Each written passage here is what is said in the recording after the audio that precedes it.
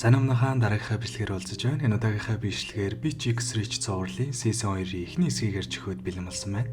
За бичлэг рүү орохоос өмнө гясны гоёнд олгаадахыг Lay's чипс үүд эрттэй даад маань бүгдээрээ мэдж байгаах энэ чипсний HPG гэдэг нэг шин төрөл нь одолдаалагдаж эхэлж байгаа маань. За энэ чипс нь болохоор бусад чипснүүдтэй харьцуулах юм бол маш онцгой давуу талтай буюу тосон чараагүй жигнэж болгосон гэдгээр онцлог юм байна лээ. Тэгээ ер нь бол тосон чараагүй гэхлээр илчлэг маш багатай мөн дээрээс нь элдв нэмэлт орц байхгүй зөвхөн давсаар ламталсан гэхлээр бусад чипснүүдтэй харьцуулах юм бол хамаагүй ирүүл гэдэг нь ойлгомжтой. Мөн дээрээс нь дотроо бэконтэй, цөцгийтэй, мөөгтэй гэсэн төрлүүдтэй юм байна лээ. За тэгээд эрүүл амьдралын хэв маягийг эрхэмлдэг хэрэглэгчдтэй заавал хамталж үзээрэй санал болгож байна. Ингээ бичлэг рүү харцгаая. За өмнө хүлэг дээр хийн маань бичлэгийн устдах болчих санаатай ушинтэй уулзгаар эртэл яг нүднийх нь өмнө өндрөөс онож удуулж угаар кино манд болсон бол 2 дугаар хүлэг маань тэр үйл явдлаасаа шууд цаашаа үргэлжилдэг. За тэгээ манай хүн Сандра цагдаа дуудах бөгөөд уг наймхандаа цагдаа ирэхээс өмнө утсыг нь аваад бичлэгийн устгахчихъя гэж бодсон ч яагаад ч юм утас нь байдаггүй. Бас нэг зүйл гэвэл өмнөх хэрэг дээр манай хүн гэрчүүлж таараад азар энэ сургуульд орж чадсан ч энэ удаа бол гэрч гэхээсээ илүү сэжигтэн болох магадлал өндөртэй болчихдог. Үүнээс гадна сургууль дээр хэд хэдэн зүйл өөрчлөгдсөн бөгөөд товчхон хэлэх юм бол өмнөх захирал солигдож түүний оронд дүүн захирлаар өрөөд ирдэг. Ер нь бол энэ дүүн угаасаа ахтаа дургу бөгөөд өөрөө хоорн хариулж байгаад түлхэж унагаагаад байр суурьнд нь суучихсан юм байна лээ. Бас дээрээс нь сүүлд үдшилэг дээр болсон хэрүүлээс олоод өөрсдийгөө Diamond 6 enter гэж нэрлэдэг нөгөө эдийн хоорондын харилцаа нэлээд хөндий болсон байдаг. Тэр дундаас нөгөө хоёр хосын эмэгтэй найз залуугийнх нь араар тавьсан явдлыг нь хүмүүсийн дунд зарлснаас болоод жинад бүр илүүтэйгээр дургу болчихсон боломж гарах юм бол хоорн хариулж өшөөгөө авчих гээд л үзээд байдаг. Үүнээс гадна манай хийнд ганц гайгүй анттай байсан Исо маань гадаад руу шилжээд явчихсан бөгөөд оронд нь түүний дүү болох Исараа шилжиж ирдэг. Яалтчгүй Исо маань дүү гэсэндээ ерөн л ахтайгаад өстөө нилээн хэнийг өнөхөр байдаг. За тэгээ ойлгомжтой манай хийн бас сургууль дээр асуудалд ордгоор орчихсон хүмүүсээс сухтаагаад явж байхад нь Исараа ирж манай хүнд тусалснаар тэр хоёр танилцдаг. Яагаад бас асуудалд орчихсон явж байгаа юм бол гэсэн чинь манай хүнийг сүлд гарсан хэргийн сэжигтэн гэж үзэж байгаа нь сургууль дээр нь тарчихсан бөгөөд ангийнх нь хэдэн гаруй тэрийг нь олж сонсчхоо далуурч энтер гэдэл нар үзүүлэхгүй дэрлэхэд байсан болохоор манай хүн ч яг хөө мөчөг өвгөлгүй нэгийг нь цохиж баах утаагаар шүрчгээ зугтааж байсан нь энэ байдаг. Гиснээс манай хийний цорын ганц найз гэж хэлж болох оюутан их чинь ямар тач эцэст нь кофе шопт цагийн ажилтнаар орчихсон явж байна лээ. За манай хийнийг ингэсгээд явж байгаа бол нөгөө тал Жина маань бас л хүндхэн асуудалтай нүрт олчихсан явж байдаг. Жинагийн аав нь алидийн ээжээс нь салж нөгөө явалтад байсан англи хэлний багштайгаа суухаар шийдчихсэн юм байна лээ. Тэгээд дээрэс нь нөгөө багш нь жирэмсэн болчихсон бөгөөд хэрвээ тэр хүүхэд нь эрэгтэй хүүхэд байх юм бол манай Жинагийн хувьд өв залгамжлах эрхийн өөртөө л алдах аюултай болж таардаг. Гэхдээ яг манай Жинагийн хувьд тэр нэг чухал биш бөгөөд ээжийг нь ингэж сэтгцийн асуудалтай архичин болгочхоод эцэст нь ингэж зүгээр л хог шиг хаяад нэг шуламтаа нийлэх гээд байгаад нь нэлээд бухимдалтай байдаг. За Жина маань ингэж явж байгаа хооронд хийн маань дахиад л асуудалд орчихдог. Өмнөх халлагын сэжигтэн болчихсон ядаж байхад сүулт дээрлэхэд байсан хүүхдийг зогсноос болоод ээж нь ирж сургуульд гомдол гаргаад манай хүнийг бүр хөөлгөж ч магадгүй нөхцөл байдалд орох бөгөөд хийн маань үнэхээр дургуун хөрж байсан ч бардам зангаа төр мартаад өвдөг сүгдэн байж уучлалтгүй басны ачаар ядчил зөвлөлөөр хуралдаж шийдүүлэхээр болдог. За ингэснээр манай хүн өмнөх хэрэгээ яая гэж байж бүр нэмээд сургуулиасаа хүртэл хөөгдөх дээрээ тулчихсан яах вэ гэдэгчтэйгээ ярилцаа сууж байтал гинтийн саран гарч ирснээр хэрвээ та Diamond 6-ыг нэг болж чадах юм бол асуудлууд чинь бүгдээрээ шийдэгдэн ч зүгээр л Diamond 6-д орчооч гэж хэлдэг. Нөгөө Жинагийн нийлээд байдаг хэд чинь Diamond 6 бөгөөд хэрвээ тэр бүлэгт нь орж чадах юм бол гэмт хэрэг хийсэн ч сургуулиас нь хамаг асуудлыг зохицуулж магцуулдаг нэлийн давуу эрхтэй юм байна лээ.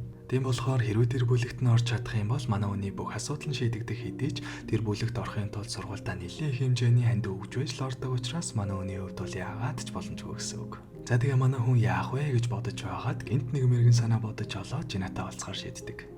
Тэр нь юу гэхлээр хамгийн ихний эргийг үлдсэн хүн буюу Хэйнийг дээврээс түлхэж унгаасан хүн бол нөгөө хоёр осын эмэгтэй гэдгийг манай хүн сүлд болсон үжлэгийн үеэр мэдэж чадсныгаа Жинад хэлдэг.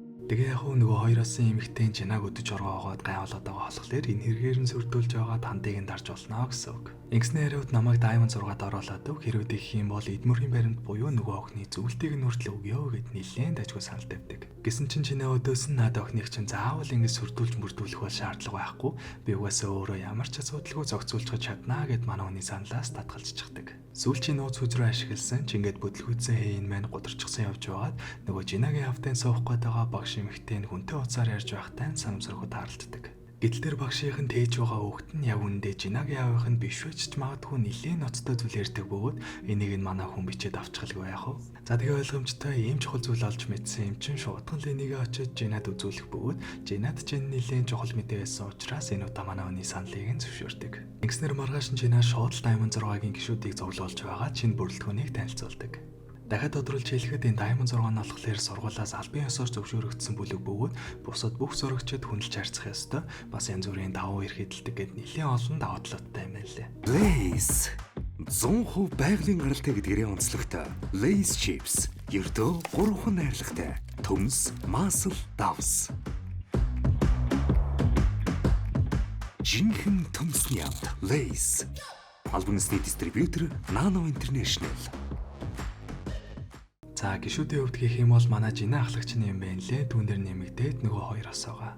Гиснээс энэ хоёр осыг анхнаас нь нэрээр нь танилцуулаагүй зүгээр хоёр осыг явчихсан болохоор энэгээр нь л явчихъя гэж бодож байна. Тэгээд угаасаа баахан нэр тогтоох гэж зовж байхаар энэ баг амар ах л та. За энэ гурав дээр нэмээд нөгөө өмнөх захирлын хүү болох Содвон байгаа. Мөн дээрээс нь Исуманы оронд түүний дүү болох Исаран орж ирдэг бол 6 дахь гишүүнээр цоо шинэ хүн буюу Жинүү гэд нэг дүр гараад ирдэг. За энэ дүр бол нэлээд чухал дүр болохоор жаахан дэлгэрэнгүй танилцуулчих юм. Манай хүний аав нь бас л нэг том компани захирал өгөөд Жинүү болохоор нууц хүүхдний бэнлээ. Дэмэс ээжийг нь нууж амьдэрдэг. Дээрээс нь манай Жинүү нууц хүүхдэн учраас зүгээр л нэг ашиглах хэрэгсэл л гэж хардаг. Тэгээ яг энэ удаа Солонгост буцааж авч ирсэн нь манай Жинатаг ирлүүлж өөрийнхөө карьерийг өсгөхөд л ашиглаж байгаа. Гэхдээ манай Жинүүгийн хувьд нэлээд ухаантайгаар юм байна лээ. Энэ болгоныг бүгдийг нь мэдж байгаа бөгөөд гаднаа юу ч мэдэхгүй царайлж аваад эцсийн энэ удаа аавыгаа бүрэн сөөрүүлж өшөөгөө авах төлөвлөгөөтэй ирсэн байдаг. Бас дээрээс нь Жинатаа сүү тавина гэдэг нь манай хүний хувьд зүгээр л төлөвлөгөөний нэг хэсэг нь байсан ч Жинаг харснаас хойш манай хүнд дурлцсан уу яасан өөрийнхөө төлөвлөгөөг хэрэгжүүлэхийн хажуугаар Жинат ч гэсэн тослож түүний хажууд нь байхаар шийддэг. За ингээд ер нь бол 6 гишүүн боллоо гэж бодтол Жина маань шууд Содвоныг Diamond 6-аас гарах харуулсан гэдгийг хэлээд оронд нь манай хийн нэг оруулаад ирдэг. Содвоны хувьд болохоор аав захирал гэдэг утгаараа хандив энтер өгөхгүй шууд л Diamond 6-д орчихсон байсан юм байна лээ. Тэгээ яг хуу одоо аав нь байхгүй болчихсон болохоор ингээд хөөгдөж байгаа л гэсэн үг. Тэгээд ч ер нь бол шин захирал буюу өмнөх захирлын дүү нугасаа ахта дургүй байсан учраас Содвон ч гэсэн ер нь бол дургүй юм байна лээ. Гаднаа бол ахын чамааг хамгаална нэтэр гэж байснаа цаагаараа Жината нийлж яваад Содвоныг Diamond 6-аас гарах саналыг нь дэмжиж гарах харуулсан байдаг. Ингээд Содвон гарснаар сүүлийн гишүүний орон тоон дээр Хейн маань орох боломжтой болсон бөгөөд мэдээж Жина Хейний өмнөөс сургуульд маш их хэмжээний хандив өгснөөр гишүүн болж чадсан байдаг. Ингэснээр манай Хейний сэжиглэгдэж байсан хэрэг нь чаагдаж сургуулиас хөгдөх хуралд орох гэж байсан цуцлагдаа зогсоохгүй одоо Diamond 6-гийн гишүүн болсон болохоор сургууль дээрээ дээгүр зиндааны нэгэн болж авардаг.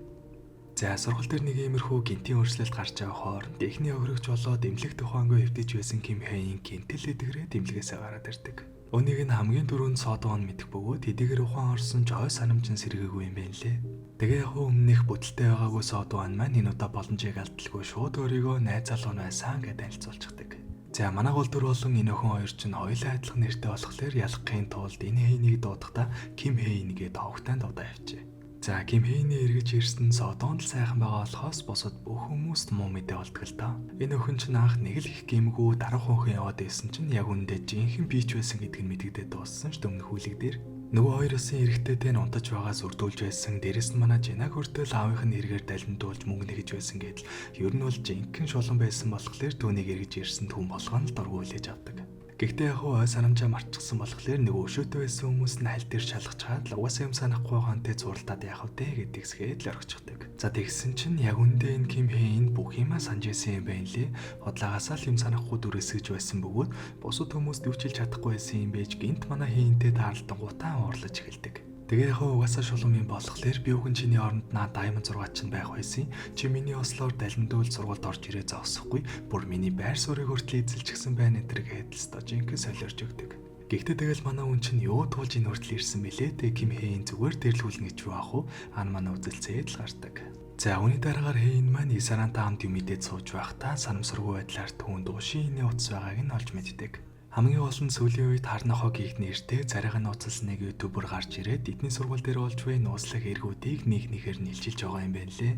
Тэгээ яг Ушиины утсан дээр зөндөө хүмүүсийн нууц бичлэг нь байсан болохоор тэрийг нэг сараа олж авч чаад царайгаа нууцлж яваад нэг нэгээр нь цацаад байгаа юм байна гэж боддог. Үүний дараагаар Жинүү маань шинээр ирсэн сургууль дээрээ танилцах үйлчлэг маягийн юм зохион байгуулах бөгөөд тэр үйлчлэгт нь ер нь л бүх сурагчид оролцохоор болдог. За энэ үйлчлэг дээр Содуан маань шинхэн найз охин болох Ким Хэйнийг дагуулж ирэх бөгөөд энэ үеэр нөгөө хоёр басан эрэгтэй Ким Хэйнийг сүрдүүлэх гэж байтал өөдөөс нь бүх зүйлийг санаж байгаагаа хэлснээр өөрөө эвгүй байдалд ороод босдог. Гэхдээ энэ хоёр басан эрэгтэй нь бүр үнэн ядаргаатай юм л бол ирж ин Ким Хэйнийг дарамтлана. Тэгэнгүүт нөгөө Ким Хэйн чаддгаараа манай Хэйн рүү дайраастай ингээд нэг баахан гурвалжин дөрүүлж ин л юм болдог. За энэ мэд жижиг сажиг үйл явдлууд нилээдгүй болж өнгөрдөг. Хамгийн чухал нь энэ үеэр Жина маань Жинүүтэй сүү тавьж байгаа гэдгийг албан ёсоор хэлснээр киноны маань 4-р ангид дуусдаг. За Сиси 2 маань нийтдээ 10 ангитай юм байна лээ. Тэгээ үлдсэн 6 ангийг нь part 2 болгоод нэх удахгүй оруулах байх гэж бодож байна. За тэгээ бичлэг таалагдсан бол дараагийн өнөдө дараараа дараах хвшлэр олцлаа. Түр баяртай.